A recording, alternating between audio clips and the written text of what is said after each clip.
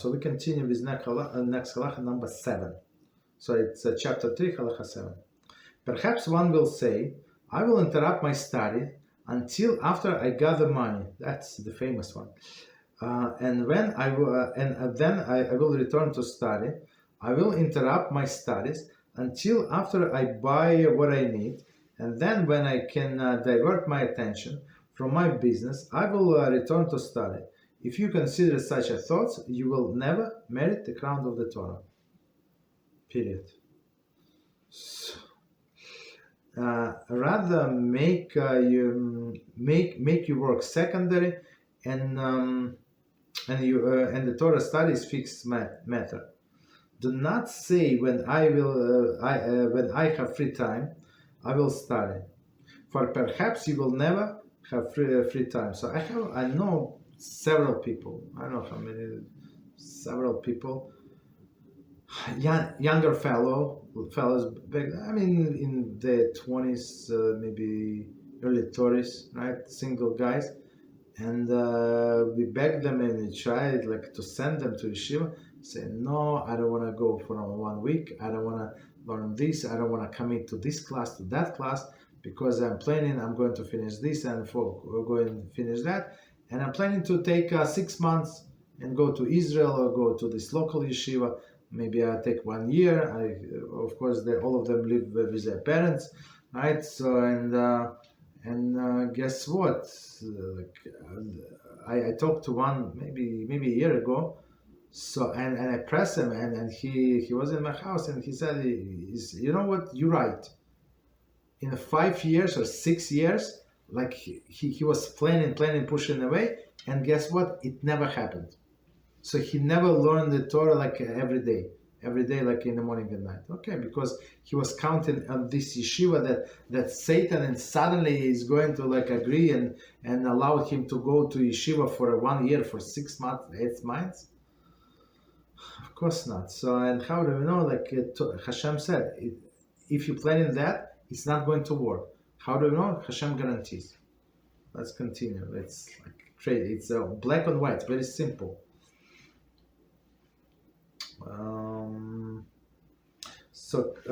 Number 7 from the beginning. Perhaps one will say, commentary, the first clause of this halacha, as the previous halacha, refers to a person who wants to commit himself entirely to Torah study.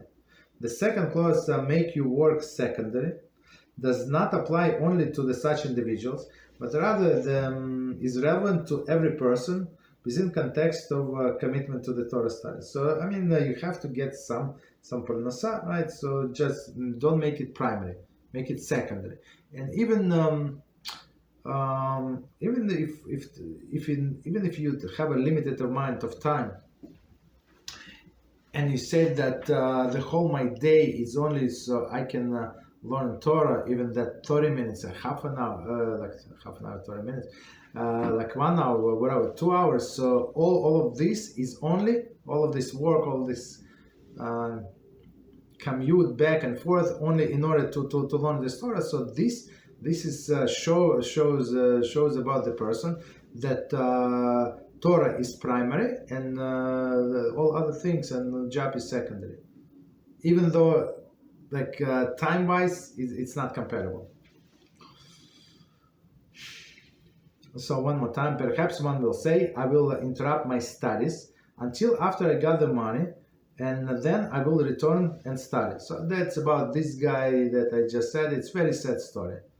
The guy is not married and he's not learning, and fortunately, I will interrupt my studies until after I buy what I need. Okay. So he wants to buy a house, right? He wants to buy a bigger house, whatever. And then when I can divert my attention from my business, I will return and study. Okay. Good luck. Number 40. In chapter 1, Halachah 5,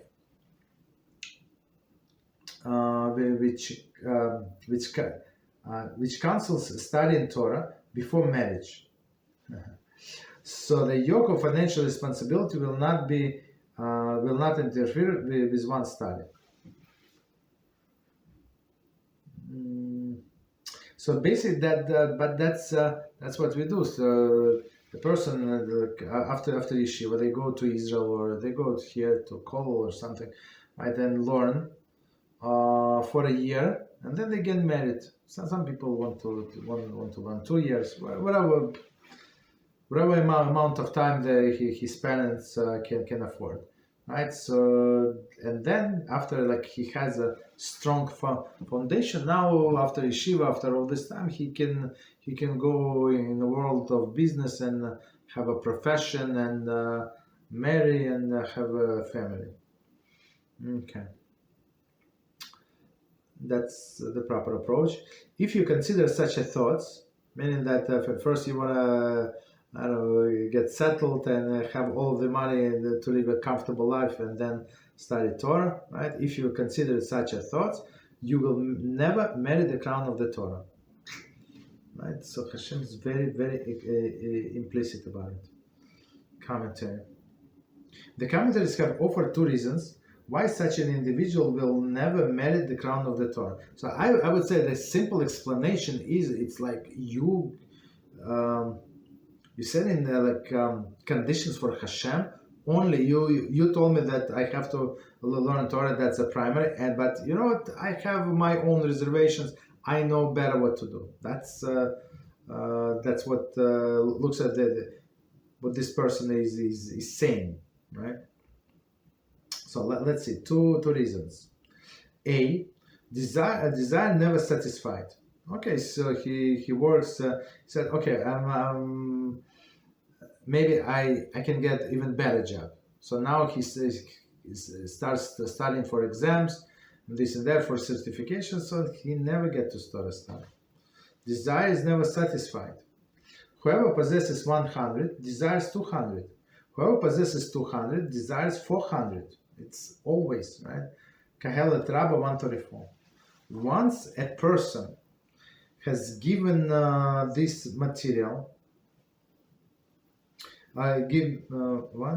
once a person has given these material concerns priority over the Torah study, it is very difficult for him to reverse this pattern and devote himself completely to the Torah study.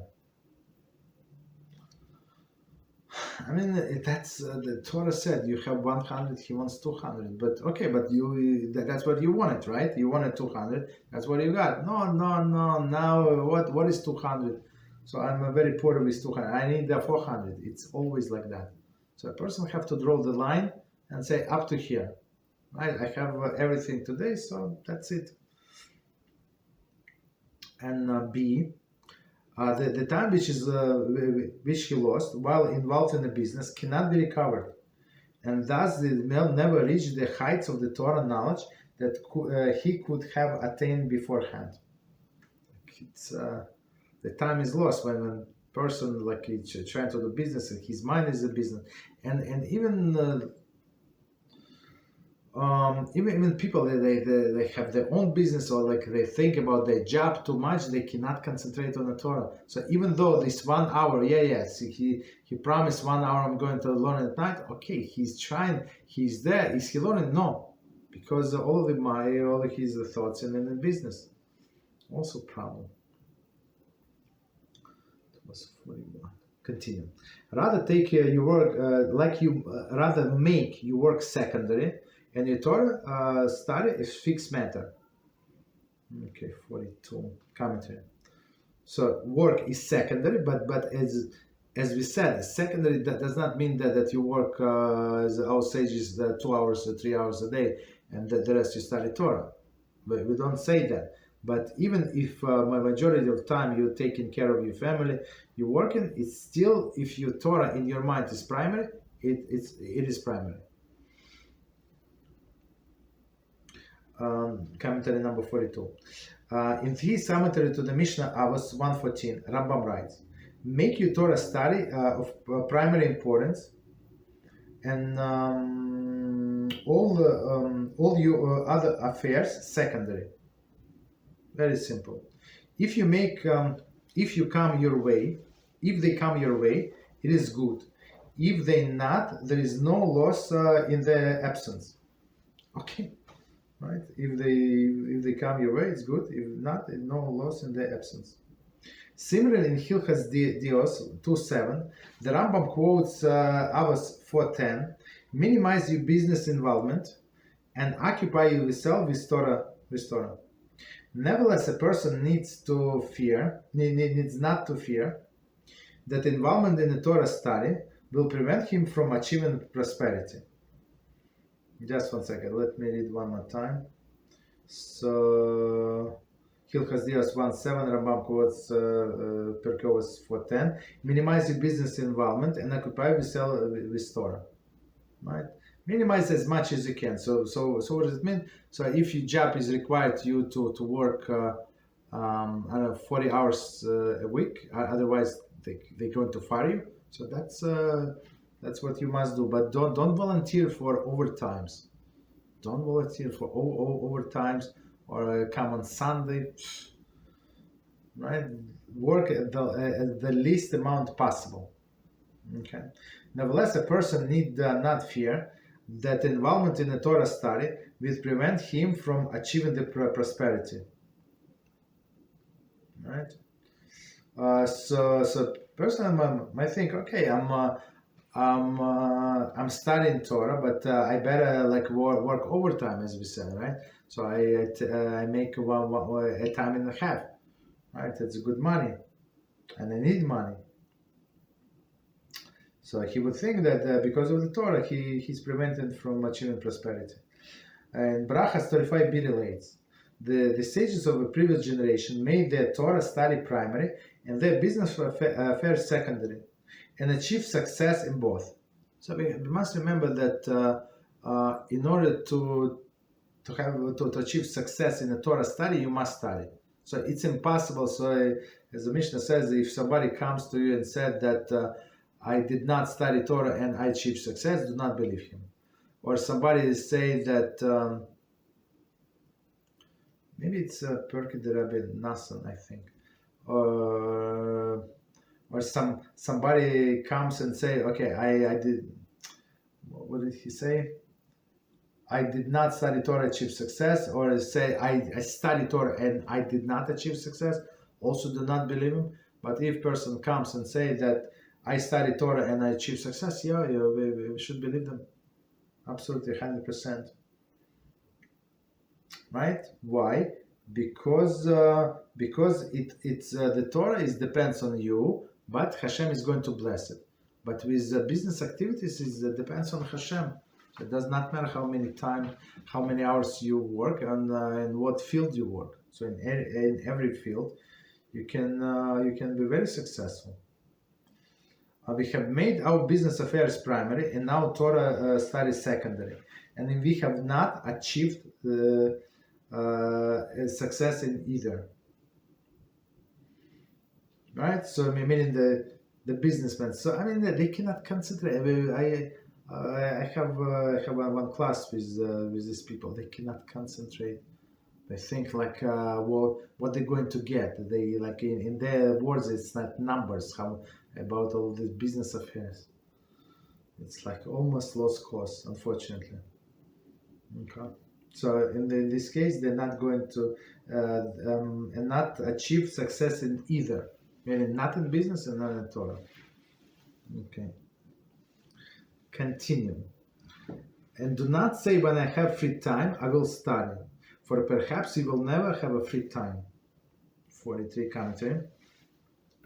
In his commentary to the Mishnah, Avos 4:2-5, Rambam also associates this statement with Hillel's statement of Shammai quoted previously. Okay, right. So he said, when I'm going to free time, when I'm going to go to vacation, when I have this day off, that day off, and then guess what? The day off comes and he does exactly zero. He started exactly zero.